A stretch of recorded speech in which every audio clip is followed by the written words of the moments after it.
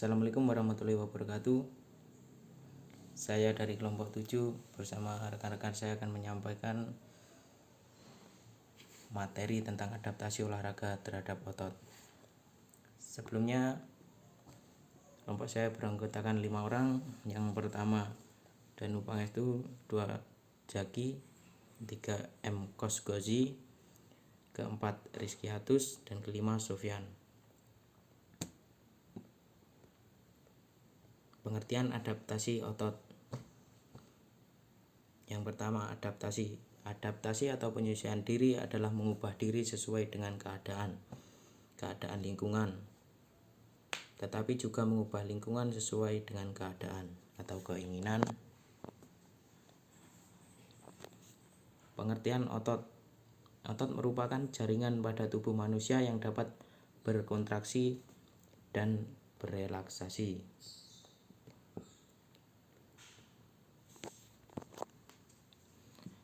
Otot merupakan organ sistematik yang dipengaruhi oleh kemauan. Otot merupakan alat gerak aktif bagi tubuh karena memiliki fungsi utama untuk berkontraksi yang menyebabkan tubuh bergerak. Selain itu, otot berfungsi menghasilkan panas tubuh, memberi bentuk tubuh, dan melindungi organ yang lain. Assalamualaikum warahmatullahi wabarakatuh. Di sini saya akan membacakan adaptasi olahraga terhadap otot.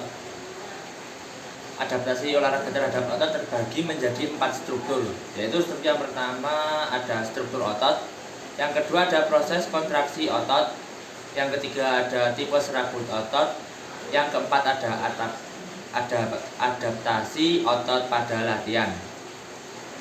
Yaitu yang pertama struktur otot pada rangka. Otot rangka dibentuk oleh berbagai jenis jaringan.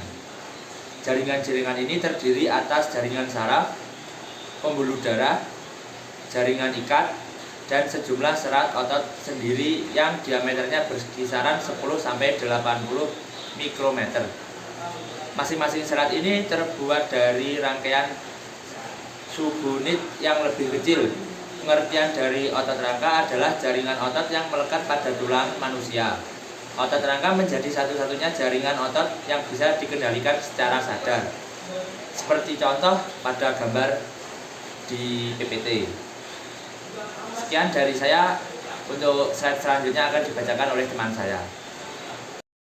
Baik, selanjutnya proses kontraksi otot. Seperti apakah proses kontraksi otot?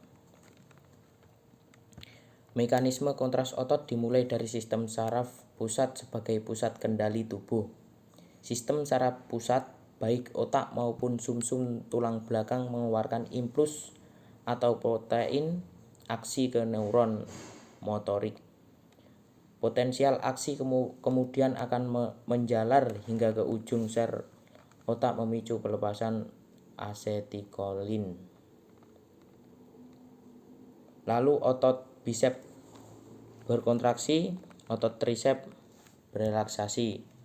Begitu juga sebaliknya, otot bisep berelaksasi, otot trisep berkontraksi. Assalamualaikum warahmatullahi wabarakatuh. Perkenalkan, nama saya Rizky Hatus Bukti. Di sini saya akan menjelaskan tentang tipe serabut otot. Tipe serabut otot dibedakan menjadi 2, yakni 1 dan 2. Tipe serabut otot 2 dibedakan lagi menjadi 2, yaitu tipe 2A dan juga tipe 2B. Tipe 1, serabut otot tipe 1 memanfaatkan oksigen untuk menghasilkan energi supaya kita bisa bergerak. Tipe serabut otot ini memiliki kepadatan yang lebih tinggi dari organel atau organ kecil penghasil energi yang dikenal sebagai mitokondria. Inilah yang membuat tipe serabut otot ini kelihatan gelap. Yang kedua yaitu tipe 2A. Tipe 2A sama seperti serabut otot tipe 1.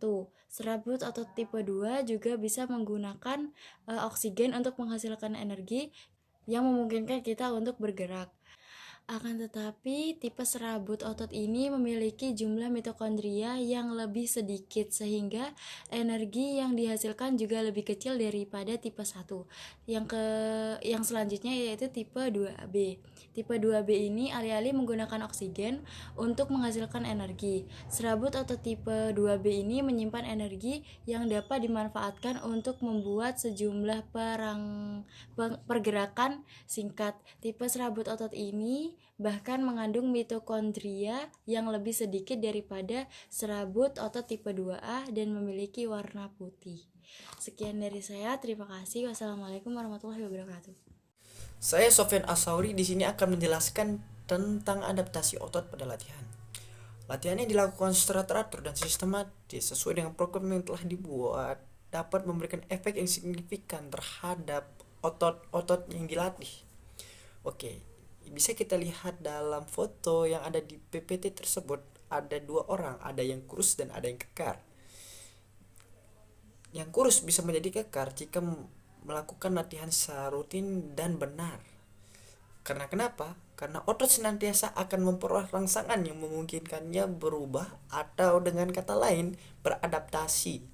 Jadi otot-otot yang dilatih akan beradaptasi sehingga masa otot akan membesar seperti pada gambar PPT tersebut. Oke, jadi saya akan lanjut kepada kesimpulan. Kesimpulannya adalah latihan dengan rutin dan sesuai dapat menambah massa otot dan membuat badan menjadi lebih sehat, bugar, ideal, dan tidak mudah terkena penyakit. Adaptasi otot terhadap latihan dapat menyebabkan bertambahnya massa otot yang menyebabkan stamina dan daya tahan tubuh meningkat sehingga kita rentan terkena oleh penyakit, terlihat lebih sehat, segar, dan bugar, dan itu mantap. Terima kasih.